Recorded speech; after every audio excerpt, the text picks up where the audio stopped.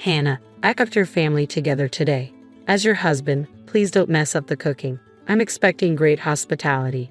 Roy, thanks, but I just had twins and came back from the hospital. It would have been nice if you considered that. What? Talking back to me, it doesn't matter that you just had babies. Having kids is what a wife should do. Don't use giving birth as an excuse. Just cook quietly. 1 week after leaving the hospital with the twins, Roy invited 15 family members to his parents' house to celebrate. I should be happy, but it seems he wants to take advantage of me after giving birth. I was really tired of my husband's behavior. I wanted to throw my phone at him, but I didn't want to ruin everything. So I calmly said, I'll start preparing everything now, but I'll need your parents' help. Getting help from my parents? Not possible. They're working in another country. Yes, as my husband mentioned, his parents couldn't come to today's family event because they're abroad. He seemed to think less of me, but he didn't know everything. I was already planning my revenge. After a quick chuckle, I went outside and returned to my in-laws' house in 5 minutes. Roy was surprised and asked, Hannah, who are these people? I don't know them. Why are you bringing strangers here? It was no wonder he was shocked. These two weren't family, but they were related to him. Let me introduce Ben and Claire. They're helping with today's preparations. You must be Roy. We've been looking forward to meeting you. We know a lot about you. Looking forward to meeting me. But both Ben and Claire seemed serious, despite being polite. They gave my husband icy stares. Confused, Roy whispered to me, Come here for a moment, Hannah. He took me to a quiet place, looking confused. He demanded, What are you doing? It's crazy to invite strangers without asking me. How will you explain this to everyone? There's no time. Get rid of them and start cooking now. Like always, he tried to scare me with his tough talk. But today, I wasn't going to let him win. I stared back at him, sure of myself. No need to worry. Everything's set. Actually, I'm planning to confront you with your mistress's parents here. What? My mistress's parents? Them? Roy, you said they were strangers, outsiders, but that's because you didn't know. I do. I kept calm, just telling the truth. Roy was shocked and then got angry. What you mean by my mistress's parents? I haven't cheated, and why are you acting like this? Are you disrespecting me? He got louder and raised his fist. It was so loud that the family might hear. It was clear he wasn't calm. What's happening, Roy? I heard shouting. Is everything okay? Oh, it's nothing, just a little argument with the wife. She's stressed because of the babies, he said, forcing a smile and hinting for me to leave. What a weak man. I followed his orders for so long, but not anymore. I went back to the living room where everyone was. After a big breath, I started my comeback. Here we go. Roy, you'll regret this. Everyone, thanks for coming today. I have something to say. I'm divorcing Roy. The happy mood disappeared in a flash. What? People were confused in my in-laws' house. But I kept smiling. You've all been fooled by Roy. He's not the good guy you think. He's a coward who bullies his wife secretly. He looks good outside, so you didn't notice. I found out just a year ago. People whispered, but Roy's uncle stood up. What's happening, Hannah? Divorcing right after having babies? And it's hard to believe Roy would trick us. He even said he was cooking for you today. I'm sorry for surprising you, but I'm just telling the truth. When I got pregnant, Roy changed. He made me work hard even though I was pregnant. Even today, he wanted me to cook. He's always lying. I looked at Roy. He looked blank. It seemed like he was trying to hide his true self. But I knew what he was thinking. Don't say too much. You know what will happen later, his face seemed to say, even though he looked angry but blank. But I kept talking. Roy kept telling me that it's normal for a wife to get pregnant and have babies. I work and provide for you, he'd say. He used these words to treat me badly. He never showed this side of him before we got married. His parents and our relatives looked surprised, but they knew I wasn't joking. So confusion spread. Then Roy stepped forward. He took a deep breath and forced a smile. It seems there's a misunderstanding. I'm not perfect. Maybe I've been too harsh to my wife. But I've taken care of her a lot. Unfortunately, she only remembers the bad things, and what she's saying isn't true. Maybe she's not thinking clearly after having the babies. I wish I could have supported her better as a husband. As Roy gave a sad smile, the relatives felt sorry for him. He's so good at looking good, I thought, but not anymore. You're really good at winning people over. No wonder you're important at your dad's company, someone said. Hannah, I know you're upset, but it's not right to confuse everyone like this. Let's talk calmly later. Roy held my hand gently, trying to stop me, but I looked at a corner, signaling what to do next. The couple stood up. No need for that. Look at these photos, they said. What? You're still here. And what are those photos? They showed the relatives some pictures. The relatives were surprised to see these strangers but still looked at the photos. Suddenly, they gasped in horror. Hey Roy, what's going on? Explain this so I understand. Let me see those photos, I said, taking the photos from his uncle. Roy was silent, looking shocked. The photos showed his cheating, something he never wanted anyone to know. These photos prove Roy's been cheating on me. I knew about his affairs before I went to the hospital and gathered evidence. But I couldn't investigate much while pregnant, so I asked his mistress's parents for help. I'm Ben, and this is my wife Claire. We're sorry to disrupt the gathering, but we had to clear our daughter's name. Hannah, our daughter Rachel, worked with Roy. She got the job after a lot of effort and was excited to go to work every day. But Roy hurt her deeply, Ben said, his voice filled with emotion. Claire choked up and Ben put his hand on her shoulder, leering at my husband. Rachel told us she met a great guy. She was born when my wife was 40, so you can imagine how happy we were. But to Roy, Rachel was just a fling. He lied about being single and fooled her even though she was much younger. When Rachel found out he was married, she got really depressed.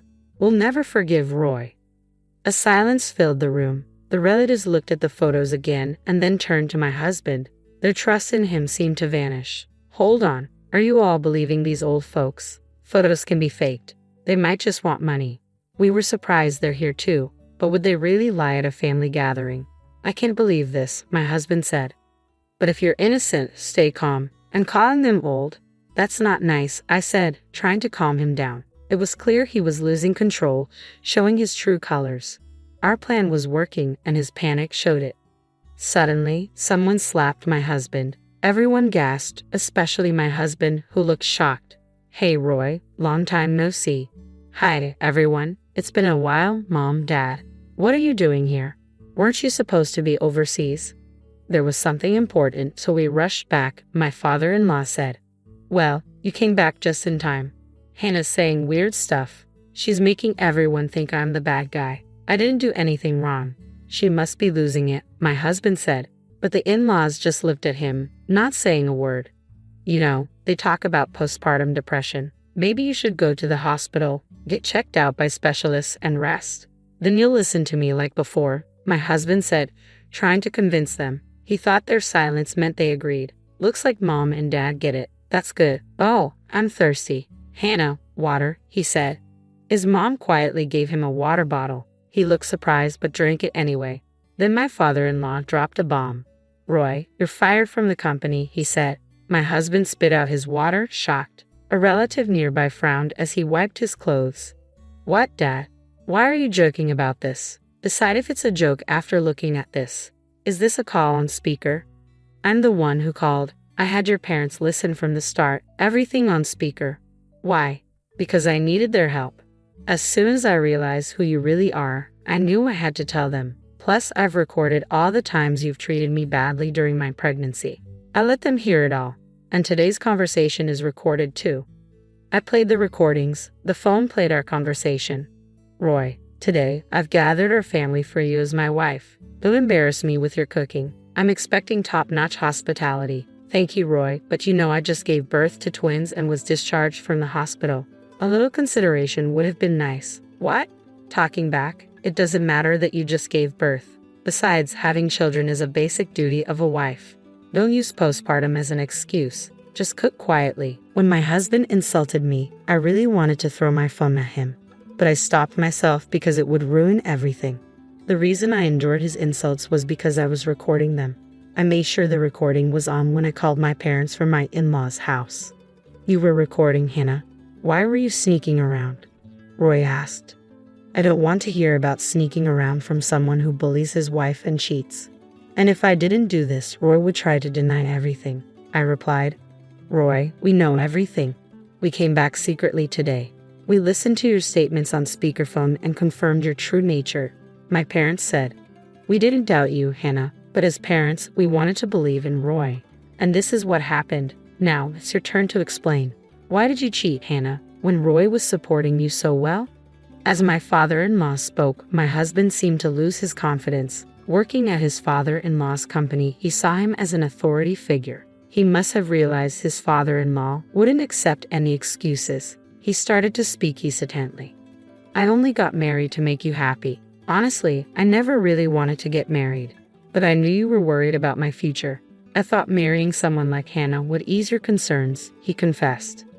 The in-laws and other relatives frowned and looked at him coldly. Feeling the tension, he quickly pleaded, "Please don't fire me. I'm an important asset to the company, right? If I'm fired, it'll cause chaos. I'll change, I promise. Please reconsider." As soon as he finished begging, there was a loud thud in the room. His father had slammed his fist down on the nearby table. "You scoundrel. After getting Hannah pregnant, you dared to play with the emotions of an innocent girl, pretending to be single. How dare you? Your presence only brings chaos to the company. I can't trust you to run it. I'm deeply disappointed in you. You act selfishly without caring about others' feelings. That's not how I raised you. Do you understand?" My father-in-law's voice was filled with anger and disappointment. "And you married just for appearances? How disgraceful. Don't think you can easily regain our trust. I'm cutting ties with you. Don't show your face here again." "What? But I've worked so hard. Are you serious?" My husband looked more hopeless than I'd ever seen him. I knew he'd put a lot of effort into the company. It was understandable for him to be shocked that it all amounted to nothing. But it was his own fault. He tried to play the victim, but he was the one who caused all of this. As he hung his head, I gave him a cold look and he immediately knelt before me.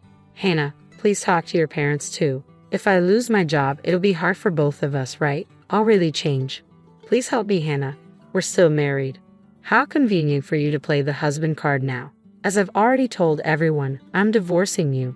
No matter how much you apologize, I can't forgive you. And they feel the same way, I said, looking at my parents. They nodded in agreement. He bit his lip and turned to them. "I'm really sorry for hurting your daughter. I'll apologize as many times as it takes." He kept apologizing, but they didn't agree. No matter what he said, we wouldn't forgive him right now. He was still hiding something terrible while saying sorry. He was still trying to trick us. "It's too bad, Roy. You're still pretending. If you'd been honest, things might have been different. But like I've said, we know everything now. There's no going back," I said, smirking. He looked at me, stunned. "Pretending? How can you say I'm not sincere?" "On what basis?" he asked, confused. "You embezzled company funds, didn't you? And then you used that money to hire thugs to threaten Rachel to keep her quiet about your true self. You wanted to silence her, right?" I accused. "You're crazy. I would never do something like that without proof. Making such wild accusations without evidence, that's absurd," he protested. "Your parents have been investigating and have proof. That's why they're here. I've also talked to Rachel herself. I even have the voice recorder she had. Should I play it now? It clearly records you threatening her," I said. He paled and nervously glanced at his parents-in-law. Their stares were icy. "Roy, stop fighting a losing battle. The truth will come out soon. This alone is enough for you to be fired," they said. Cheating is one thing, but embezzlement and blackmail change everything. I didn't know the extent of it all. "Roy, you always underestimated me. You thought I was useless. But with everyone's help, we've come this far. And I'll protect our baby. I won't let you manipulate me anymore," I declared. I made my final statement. "Listen carefully. I'm divorcing you. No amount of apology will change that. You'll also be paying child support. We'll seek damages from Roy too. Rachel's lost time can't be undone, so at least be sincere in compensating her." Wait. I don't have that kind of money. Can someone please help me?" Roy pleaded. He looked around, but received only cold stares. Slowly, one by one, the relatives began to leave, ignoring him completely. In just one day, he lost everything. Soon after, my divorce from Roy was finalized.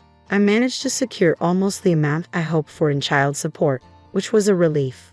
They filed a lawsuit against Roy as promised, and the company conducted its investigation into the embezzlement. Roy found himself drowning in debt, seeking help from me, his parents-in-law, and other relatives. But no one offered assistance. With the news of his embezzlement spreading, no company would hire him. Eventually, he resorted to borrowing from payday lenders, struggling day by day to pay off his debts. My in-laws apologized to me once more, assuring me of their protection from Roy's harm. They promised to keep an eye on him and always support me. I'm incredibly grateful to them. Right now, the thought of marriage doesn't appeal to me, but if I ever reconsider, I'd want a partnership like theirs. That's how I feel. A few years later, the twins have grown up and started kindergarten, which has made a big difference in our lives. They even help with household chores now and support me in every way they can. I've completely cut ties with my ex-husband, but I still keep in touch with his parents. They introduced me to a company owned by a friend of theirs, the president of which is a single mother who raised her son alone. She's created a workplace that's supportive of single mothers. They've been understanding of my situation, offering flexible work arrangements. Rachel also works there. She's successfully reintegrated into society and is now a beloved figure in the office with her radiant smile. It's no surprise her parents stood by her. Seeing their dedication to their daughter, I have a lot to learn from them as a parent. Rachel is eager to repay her parents, and I'm also working hard every day to repay my in-laws' kindness. Though there are still challenges ahead, seeing my children's smiles instantly comforts me. I cherish every moment spent with them and am grateful to have them in my life amidst all the difficulties. Sometimes I think back to something my ex-husband used to say, that having children is just a wife's duty. But as I watch my children grow, I realize how extraordinary it all is. Pregnancy and childbirth are sacred and bring immense joy. While this experience has left deep scars, it has also taught me something valuable. For the sake of my children and myself, I want to keep moving forward and live life to the fullest. Karen's dad is really wealthy. When he dies, Karen will get a lot of money. I think she might get around $100 million. Isn't that amazing? I'm so excited. When Karen gets her money, I hope she'll take me on a vacation. That would be so nice. Maybe I'll even ask her to buy me a car. James, what about you? I've always dreamed of getting a really fancy gaming computer. I wonder if Karen would buy me one. As they chatted excitedly, they didn't notice the look on my face. On the other side of the door, I held onto my purse tightly. My name is Karen. I met my husband James at a social club for people who work. We became friends quickly because we both liked the same things. We were happy together every day. One day, I got a surprising call from my mom. She said, "Karen, your dad has collapsed." What? My dad was always cheerful, cracking dad jokes, and he seemed healthy. He ran his own company smoothly. It was hard to believe he collapsed. Worried about him, I left home right away and took the next train to the hospital my mom mentioned. My dad was incredibly kind. Even with his busy schedule, he always made time to play with my brother and me. He was a wonderful father who loved carrying us on his shoulders.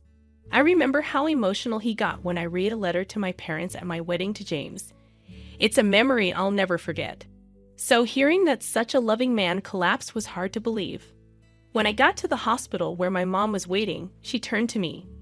"Mom, how's Dad? Is he okay? Karen, please stay calm and listen." My mom looked at my dad lying on the bed with his eyes closed as she explained. Dad had collapsed suddenly at work and was rushed to the hospital. Despite many tests, they couldn't find anything wrong, and they didn't know why he got sick. More tests might find out what's wrong, but they could also make Dad feel worse, my mom said. I've decided to stop the tests. It looks like your dad will have paralysis on one side of his body, so he's going to need a lot of care. Yeah, that's right. Even though she seemed worried, my mom stayed calm. My mom has decided to take care of Dad. I could feel my mom's strength, but I was also really sad that my dad wouldn't be the same. Just then, my brother burst into the room. "How's Dad?"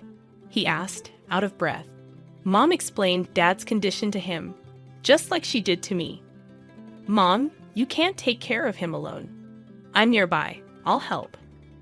"Thank you, but focus on your own life. You have your own family to take care of." My brother agreed, saying, "I understand." My brother got married before me and now has a 4-year-old daughter. I'm the one with more free time since I don't have kids yet, but it takes me an hour by train to get home. Even though I'm far away and it'll take time, I won't leave everything to you and Mom. If anything changes with Dad, tell me right away." "Karen, did you tell John you're here?" my brother suddenly asked, reminding me that I had left the house without letting John know. Seeing my worried expression, my brother said, "You should call him. John must be worried." So I hurried out of the hospital room to find a quiet spot to call him. When John answered, he asked, "Karen, where are you?" I was so worried. Hearing John's voice calmed me, but I couldn't hold back my tears as I explained that my dad had collapsed and needed care. John was shocked. "Your lively dad." But he spoke gently to comfort me. I felt grateful to have married him. When I told him I was coming home, he said softly, "I'll make dinner. Just be careful on your way home." It seemed Dad would stay in the hospital tonight. My mom and brother were also heading home, so I decided to go home too. When I got home, John had prepared my favorite meal. It must have been tough. "Have something you love to cheer up," he said, pulling out a chair for me. His kindness brought tears to my eyes. John usually stays calm, but he's incredibly caring when I'm feeling down, which always touches me. After thanking him for his comfort, I went to bed early that day.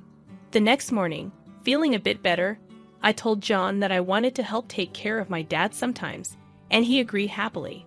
Also, it turned out that John had informed his parents about my dad's condition, and they offered to help with chores while I was away. I was surprised and grateful to receive such support from John's family to assist with my dad's care. When I called to thank them, John's mom chuckled and said, "Your dad is like family to us. You don't need to worry about a thing." When John's parents arrived at our house with smiles on their faces, asking how they could help with chores, I was surprised. They, like John, are usually calm and composed. Before I got married, I thought they were a bit distant, but maybe I misunderstood them. I kept thanking my husband James and my in-laws for their support and for taking care of my dad. My dad used to talk a lot, but after the paralysis on his left side, he couldn't speak well. Luckily, he could still write since he was right-handed. He communicated with us by writing on a whiteboard. Even though he was mostly in bed, he lifted our spirits by drawing funny pictures and writing dad jokes. My brother also came to help, but it was mostly my sister-in-law who assisted. With her experience as a caregiver, she patiently taught my mom and me how to help Dad. We were worried that my sister-in-law might not want to take care of Dad since he's not her blood relative, but she didn't mind at all. She happily said, "Your dad has made me laugh so much. Now it's my turn to make him smile." Seeing her enthusiasm made me realize that my brother had married an amazing person. My brother may have a great spouse, but I'm not falling behind when it comes to having an amazing one myself. My whole in-law family supports me in taking care of my dad. Every time I go to help him, they ask how he's doing, and I'm really thankful for their care.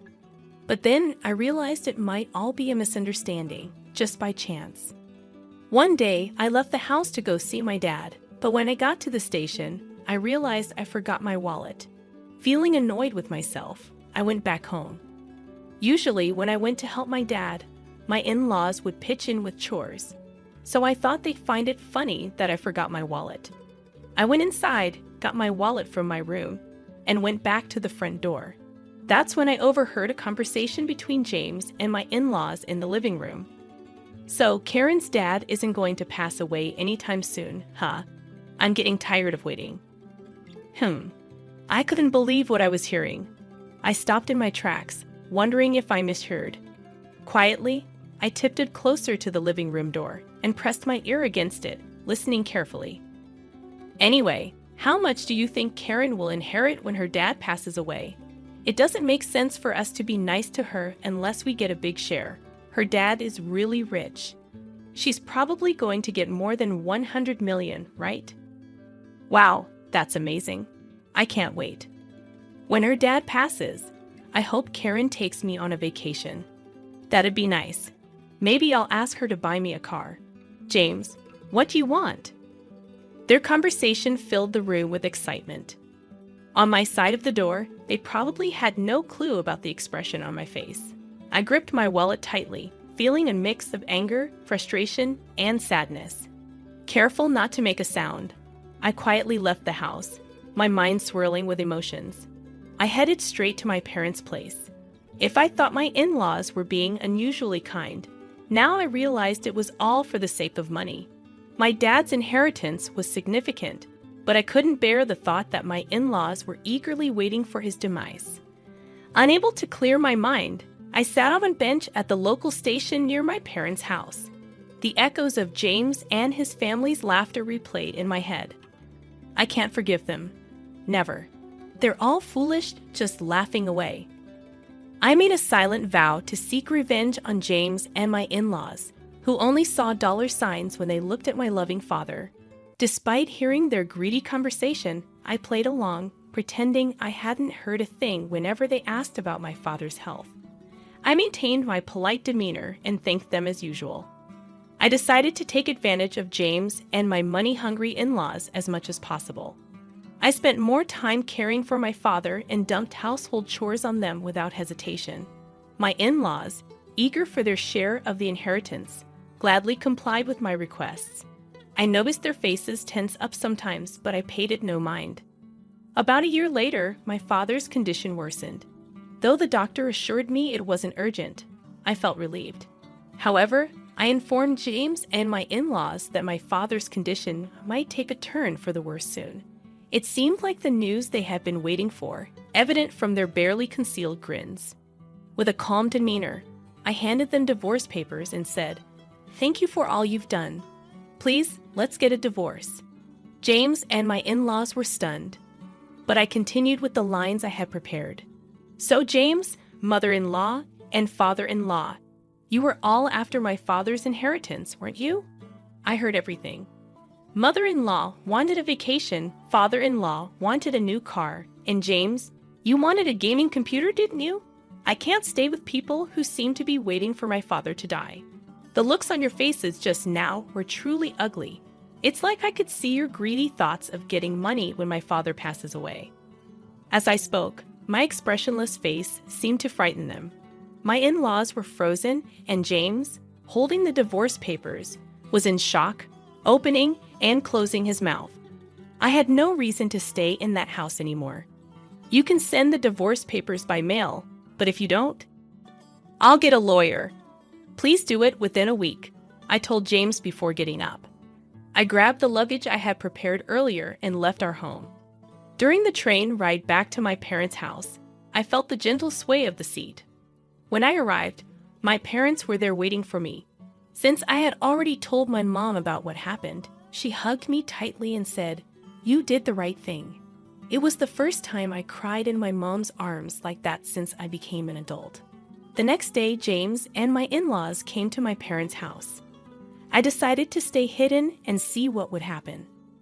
When my mom opened the door, James and my in-laws were kneeling outside. "We're here to apologize to Karen. There seems to have been a misunderstanding. Please, let us apologize properly," they pleaded.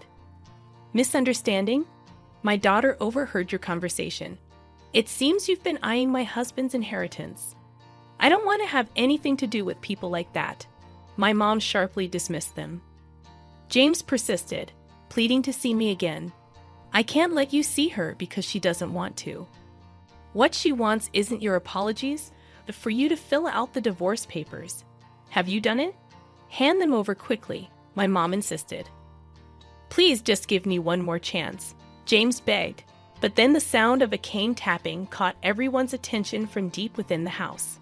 We all turned to see my father, leaning on his cane with the help of my sister-in-law. James looked shocked to see my father in person for the first time.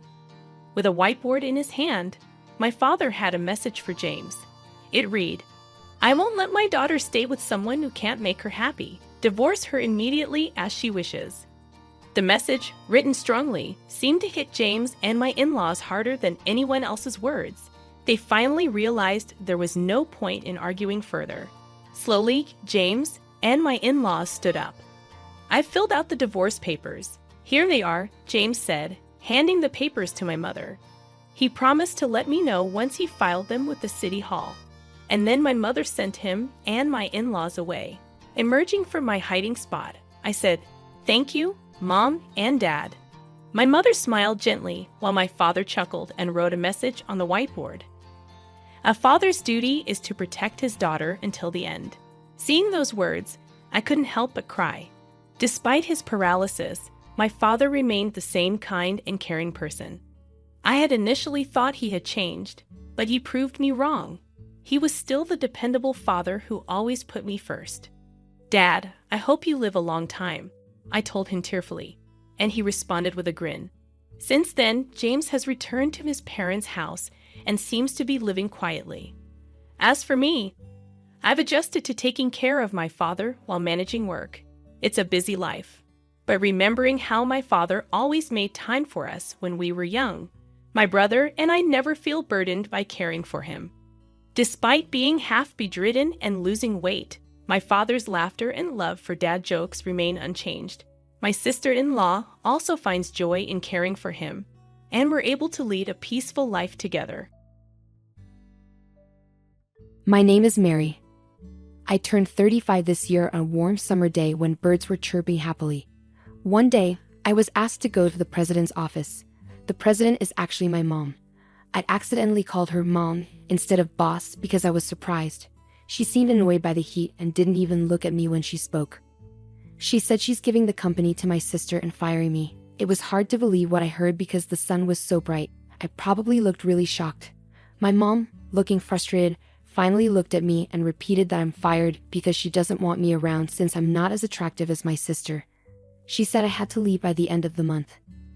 Then she went back to her work as if our conversation was over. I felt confused and hurt as I sat there, listening to the birds outside. My mom even scolded me for still being there and told me to go back to work. I walked away from the office feeling like a robot, saying excuse me as I left and closing the door behind me. Our company is pretty small, just a 2-story building, and we're in the demolition business with about 10 people working here. It's a family business, with my mom as the president, my aunt and her husband as the top managers, and my mom's cousins as other important managers, but my mom always had the most control. After I finished high school, I got a job at an accounting firm. But when I turned 25, my mom said we needed an accountant at our family business. She basically guilted me into joining, saying I shouldn't abandon my family. And when I started, I didn't just do accounting work. My mom gave me all sorts of jobs, from paperwork to sales, whenever we were short-staffed. Basically, I did a bit of everything at the company. Even though the work was tough, I tried my best not to be a burden to anyone. I worked long hours and somehow managed to keep up with everything for the past 10 years. On the other hand, my sister Lucy, who was supposed to take over the company, is 3 years younger than me at 32, and she only started working here 2 years ago. Lucy had been jumping from one job to another, always saying they weren't right for her. When she turned 30, she stopped looking for work and spent her days relaxing at home. Then, my mom decided Lucy should work at our family business and made her an executive director. Even though I've been working at the company for 10 years, I'm still just a regular employee. Everyone noticed how differently my sister and I were treated, but I wasn't surprised. My mom has always liked Lucy more, even when we were kids. She gave Lucy all the nice clothes and toys she wanted and always said how cute she was. But I got hand-me-downs and wasn't paid much attention to. As a child, I didn't understand why my mom treated us differently. I worked hard in school and helped out at home, hoping to get her attention. But even when I got top grades, she barely noticed. At one point, I even thought about getting plastic surgery because I believed that if I looked prettier, my mom would pay more attention to me. But my aunt, who is my mom's sister, saw me feeling this way and explained why my mom ignored me so much. When I was in high school, I was told that my dad had died. But the truth was, when Lucy was born, my dad left my mom for another woman from his job. This woman was older than my mom and supposedly not as pretty, but she had a similar vibe to me. My aunt told me that my mom was too proud to admit that my dad left her for someone who wasn't as attractive as she was. She seemed kind of satisfied telling me this, like she enjoyed seeing my mom in a tough spot. My aunt wasn't particularly stunning herself. She took more after our side of the family, but she was good at her job and often used her charm to get ahead. My mom took over the family business when she was 32, after my dad left. She used her looks to attract and keep lots of clients, which really helped the business grow. Plus, there was a lot of demand for demolition work at that time because many buildings needed tearing down. So my aunt's family and my cousins couldn't really stand up to my mom. Lately, the cost of getting rid of industrial waste and moving it around has gone up, and it's been hard to balance how much it costs to demolish buildings with what we actually make. Our company isn't the only one struggling, the whole industry is having a tough time. It's been a challenge just to pay our employees every month. And now, my younger sister has joined the company as an executive director, adding to the mix. I wondered how my mom planned to pay my sister's salary, but she just said, "We'll cut your pay to cover hers. We're family, so it's natural, right?" I pointed out that even if they cut my pay, it wouldn't be enough to give my sister the salary of an executive director. But my mom didn't care. She told me it was my problem to figure out. I timidly suggested that maybe my sister should start as a regular employee. My mom gave me a harsh look and scolded me, saying, "Who do you think you're talking to? This isn't your business to interfere with." At that time, we all lived together. My sister didn't contribute anything to the household, while I paid $1,500 each month to help out. I've been helping around the house since I was young to support my busy mom, but my sister never did anything, acting like it was normal. "Hey sis, is dinner ready yet?" Lucy would ask when I was working late. When I told her to make her own food because I was busy, she'd say, "But I don't know what to cook. You're the one who knows the kitchen best, right?" I don't want to get in trouble for using it without asking like last time. She never bothered to try cooking. Instead, she used that past argument as an excuse to avoid doing anything around the house. So, I often had to rush home to cook dinner before going back to work. My mom usually didn't cook either. Even when I made meals, she often eat out, choosing whatever she wanted. Lately though, she was going out to eat with Lucy more, so I didn't have to cook as often. But now, we were spending more money on entertainment, which was causing new problems. My mom, who was now 63, was starting to complain more about feeling sore and the effects of drinking too much. It was around this time that I was called into the CEO's office and told, "I'm giving the company to Lucy. You, who aren't as pretty, are fired."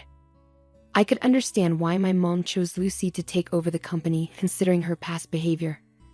Lucy was 32, the same age my mom was when she became the CEO. Maybe my mom thought Lucy could use her looks to get things done, just like she did.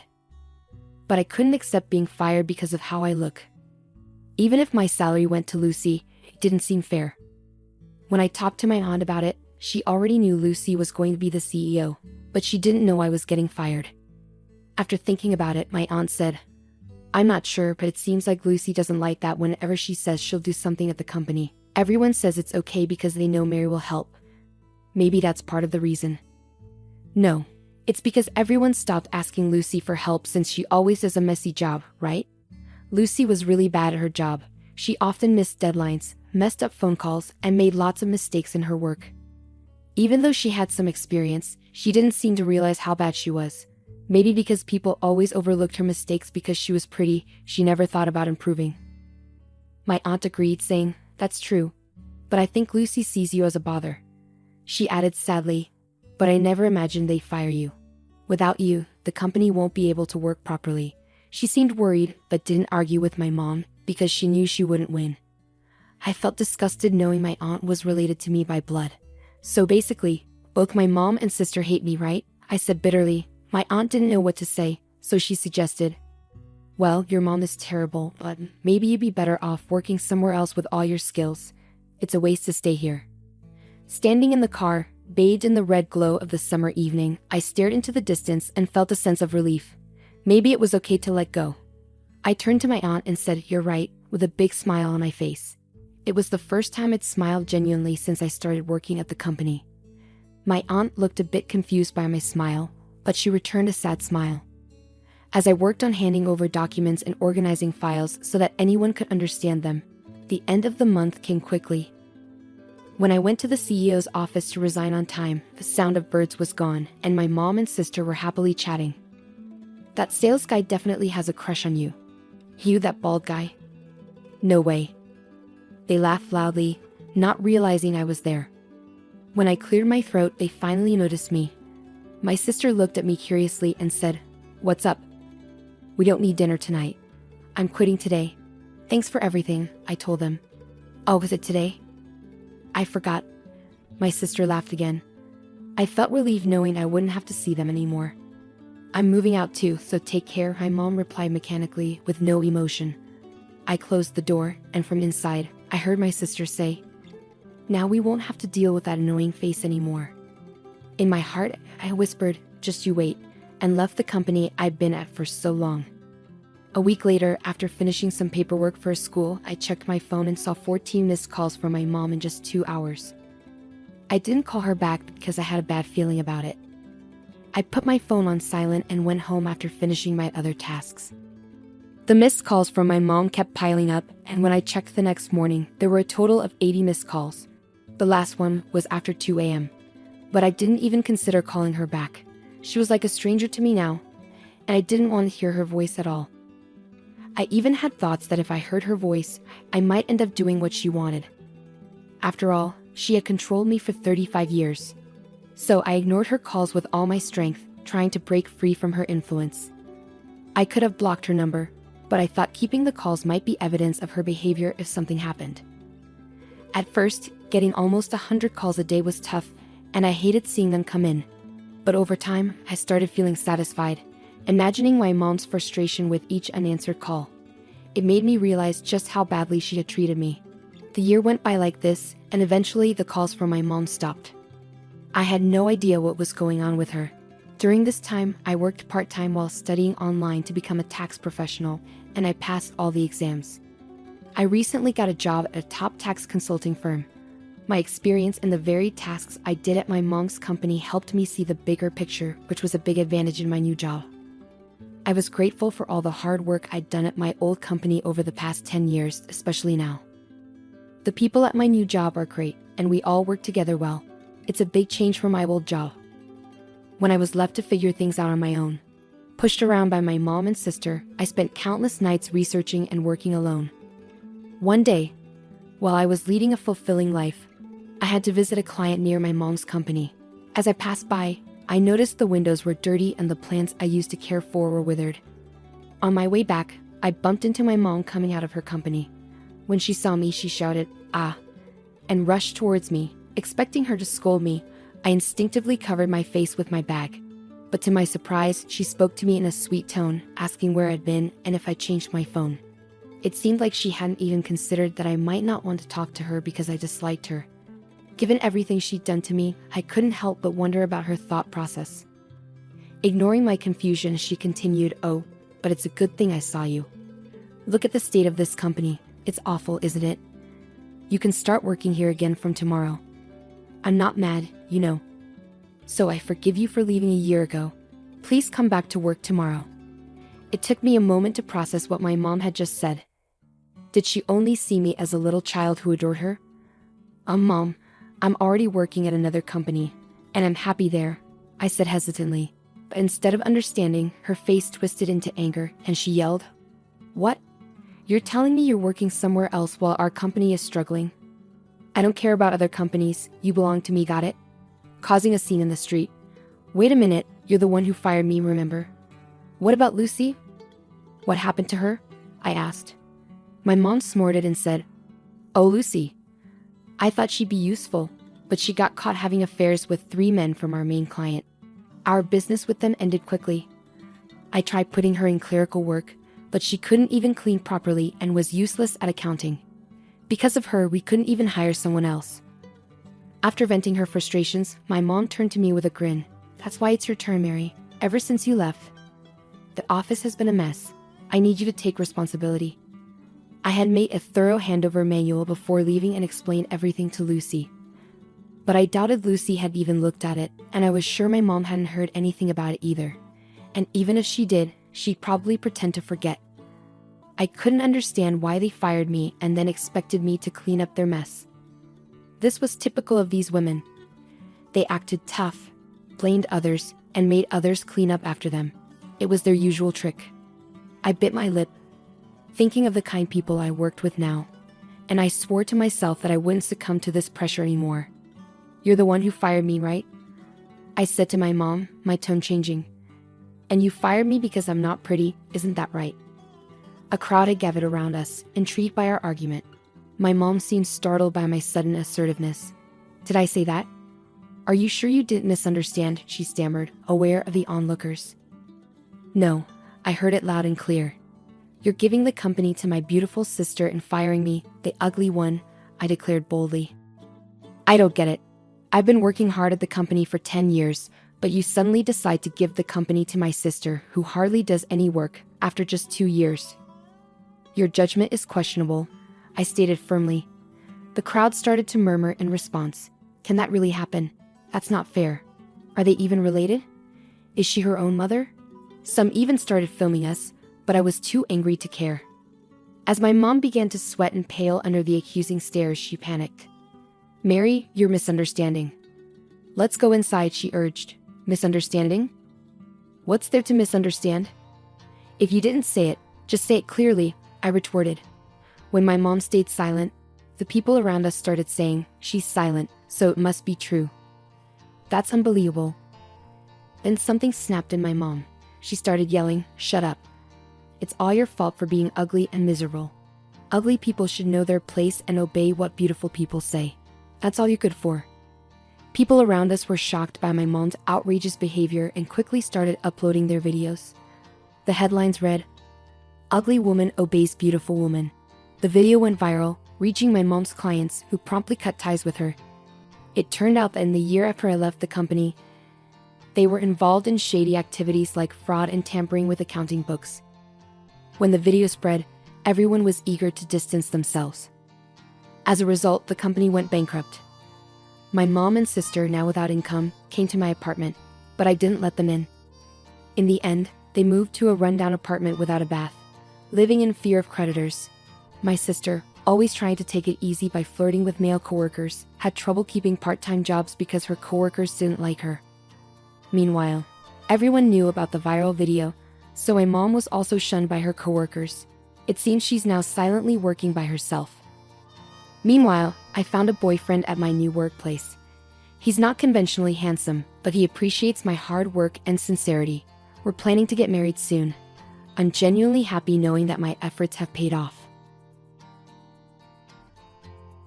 You need to heal your hand quickly, or it will get worse.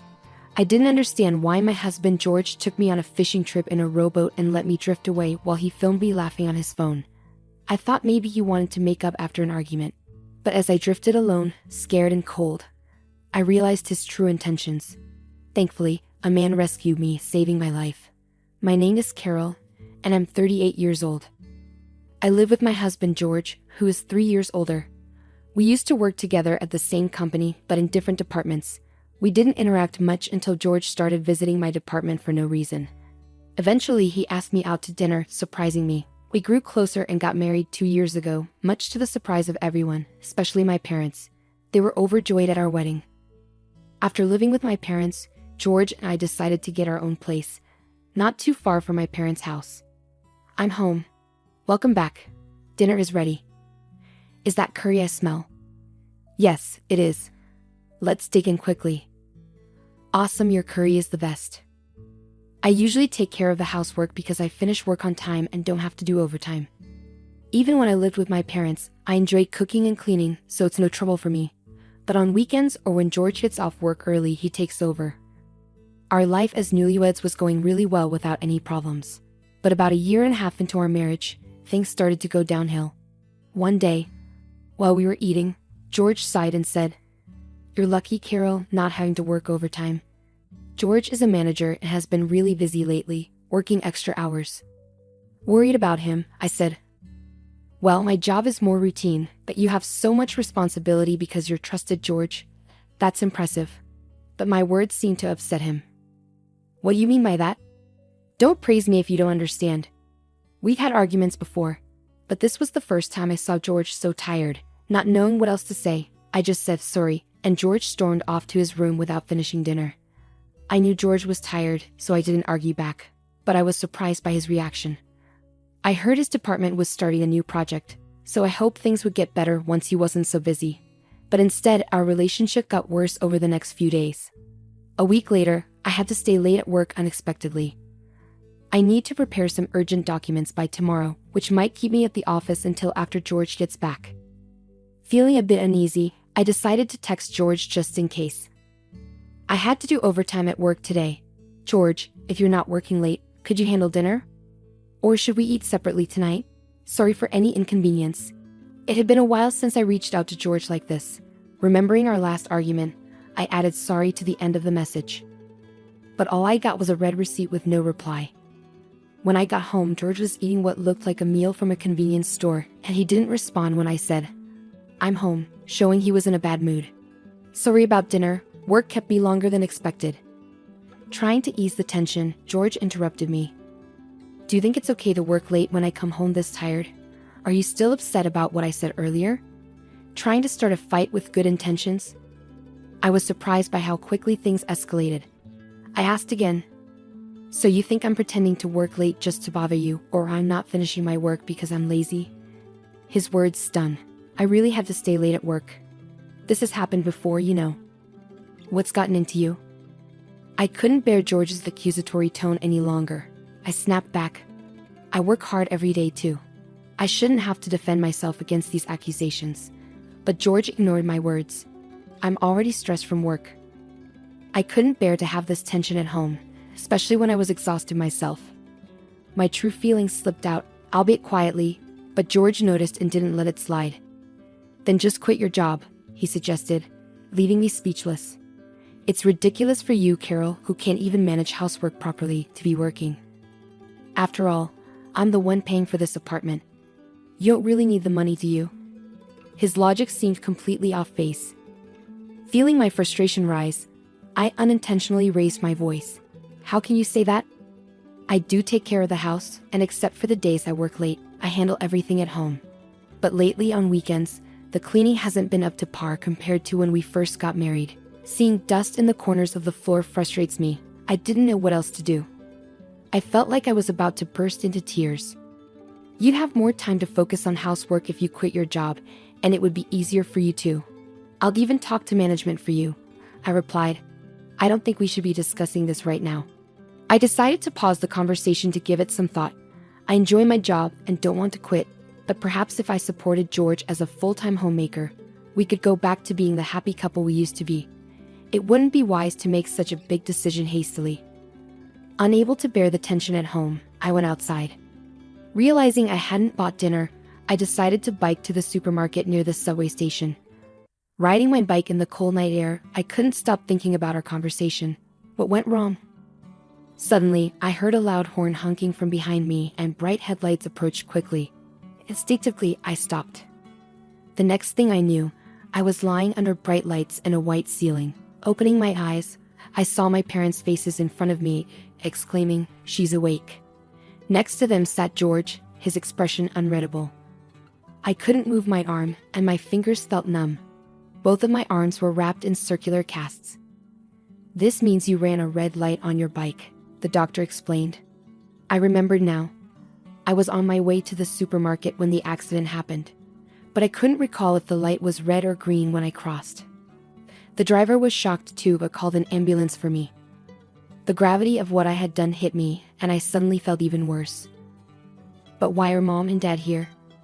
George was contacted first, and then he informed them. George gave a forced smile to my parents. Understandably, after what had happened, it was awkward for me too. "I'm really glad George was there for you," my parents thanked George, who responded with a polite, "No problem," but his forced smile didn't seem sincere. I ended up spending the night in the hospital due to the lateness of the hour. However, after undergoing various tests the next morning that showed no issues, I was discharged the following day. The doctor instructed me to rest and avoid water-related chores and housework because the casts couldn't be removed. When I got home, which happened to be on my day off, I found George lounging on the sofa with a smug look. "You really messed up running that red light, but now you have no choice but to quit your job," he said without showing any concern. George lay there, staring at me mockingly. I felt powerless to respond, and to be honest, he was right. With casts on both hands, I couldn't even type properly on a computer. Faced with the decision of taking a long break or quitting altogether, I chose to resign, thinking it might improve my relationship with George. But leaving my job didn't magically fix things between us. Instead, it seemed to make him even more dissatisfied. He'd come home just to criticize me, using it as an outlet for his frustrations. During one of my worst days, George surprisingly suggested, "Why don't we go out together? It's been a while." I was suspicious of his sudden change in behavior, but George seemed to be in a good mood that day, and his overtime seemed to be decreasing. Maybe he was finally feeling less stressed. Perhaps today we could finally patch things up. Feeling more hopeful than I had in a long time, I joined George on an outing. We went to the beach, a place we used to visit together. Here, you can fish in a rowboat, George suggested, pointing to the safe fishing area where beginners could easily fish from rowboats. This spot held special memories for me.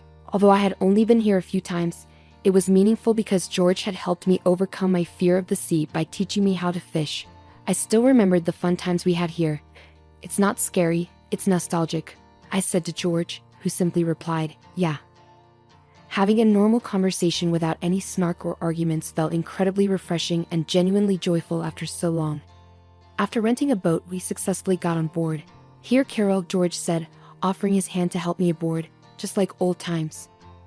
I carefully grasped his hand to get into the boat, being extra cautious since I couldn't use my hands to stabilize myself. Sitting down, I was reminded of our dates before we got married, which made me happy. Now we can finally get back to how we were, I thought, hoping this outing could mend our relationship. I looked at George, who then flashed a mischievous grin and kicked the boat off. "Huh!" I exclaimed, but my voice was drowned out by the sound of the kick.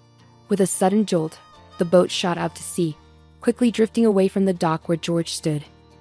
Even though I wasn't rowing, George took out his phone and filmed me, laughing and taunting, "You better heal that hand fast, or it's going to be bad." In that moment, I realized I had been tricked. I blamed myself. I had thought that if George's workload decreased and I did the housework perfectly, we could reconcile. But I was wrong. This was George's true nature. Realizing this, I felt frustrated, ashamed, and sad, and tears started flowing, sniffling and breathing in the sea breeze. I felt the fear of being alone at sea overwhelm me. I just wanted to go home. As I sat there, eyes closed, trying to push through the fear, a man's voice startled me. "Are you okay? You're about to drift out of the safe area, and are those casts on your arms?" There was a man, likely a father, and a boy who looked a lot like him, but when our eyes met, the man exclaimed, "Oh, aren't you Carol?" with a gentle voice. I remembered him. He was Matt, George's colleague who had come to our wedding. That meant the boy next to him must be his son, Mark, who had grown a lot since our wedding. I didn't notice. "What happened to you in that state? Weren't you in a bicycle accident?" Matt asked, clearly confused. "Yes, I was, and now I'm stuck here, unable to row. All because George put me on this boat," I explained. Matt seemed taken aback, understandably so. Being put on a boat by one's husband and left adrift at sea sounded like something out of a drama. "Let's call for help," Matt said, raising his voice and calling out to the boat rental staff. Thanks to him, I was saved, while Mark played on the beach. Through tears, I told Matt everything about George, how he had treated me, and how I ended up adrift at sea today. Gradually, Matt's face grew pained, and he cried with me. "It must have been hard," he said softly, offering a comforting word.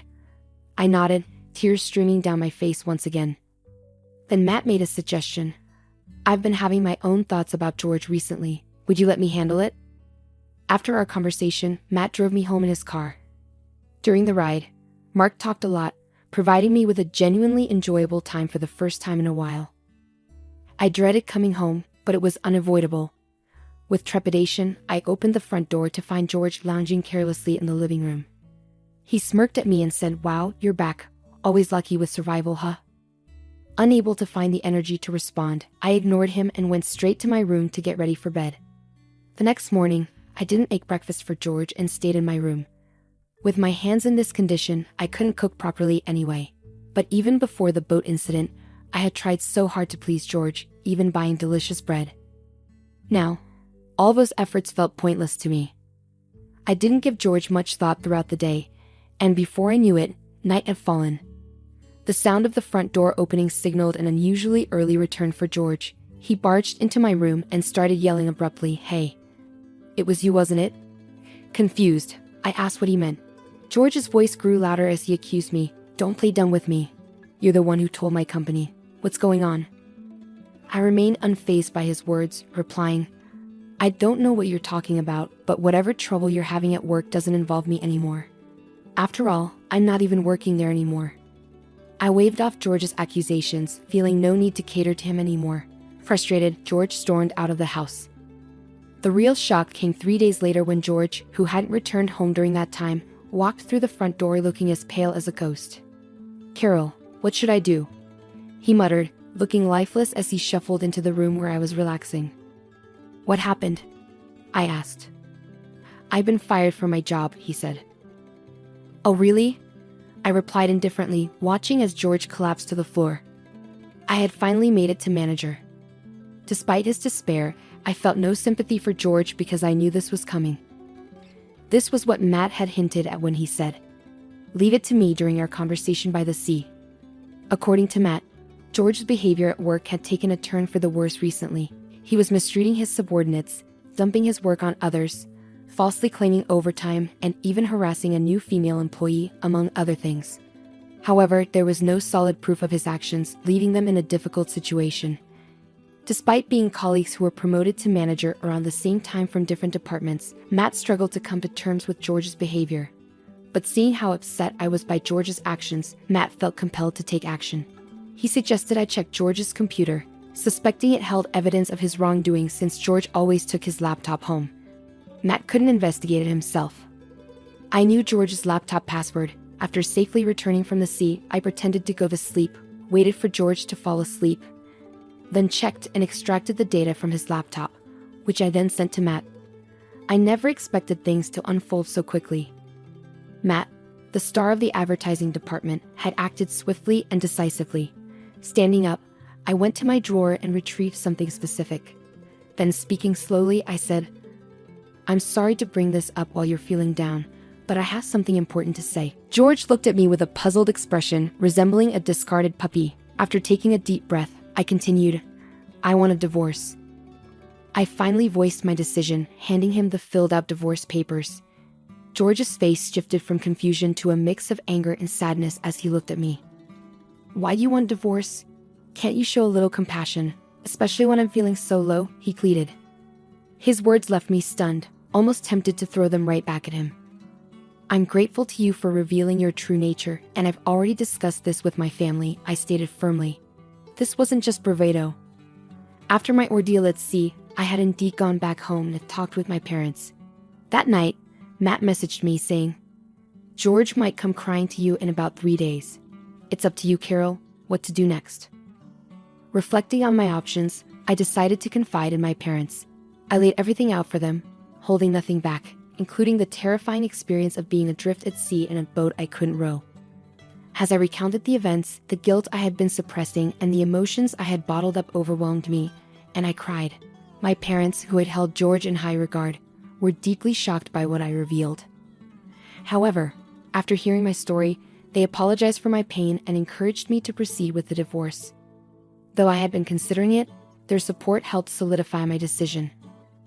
When I shared my decision with George, he paled and eventually broke down, pleading, "Please don't leave me. I can't bear to lose you now." Despite this desperate plea, my resolve remained firm. "You should have realized before putting me on that boat," I told George. He deflated, sitting motionless on the floor. In the past, I might have comforted him, reassuring him that everything would be okay. But now I felt nothing. My love and feelings for George had long been discarded in the sea along with that fishing boat. "The divorce is final. I won't be your convenience anymore," I declared firmly, my pent-up frustration fueling my words. With that, I left George behind, motionless on the floor. I grabbed a backpack with just a few belongings I had packed the night before and left the house. The night air was cool and I felt refreshingly clear-headed as I made my way back to my parents' home. Despite George's continued pleas to stay together, I proceeded with the divorce through a lawyer recommended by my father. In just a few days, George lost everything, sinking into depression and eventually returning to his parents' house, where even his mother seemed to have lost patience with him. His mother was entirely on my side, repeatedly apologizing for her son's foolishness. I didn't have much affection for George, but I had a soft spot for his mother, which made the situation unfortunate. I've heard he's now unemployed, staying at his parents' home. It's sad to see how he could be so harsh to others yet unable to handle adversity himself. After successfully ending our relationship and receiving support throughout the process, I expressed my gratitude to Matt. Once my arms healed, I returned to work and realized how much I actually enjoyed it. I used to spend each day accommodating George, but now I cherish doing what I love, immersing myself in my work and feeling fulfilled every day. I'm eager to start anew, valuing myself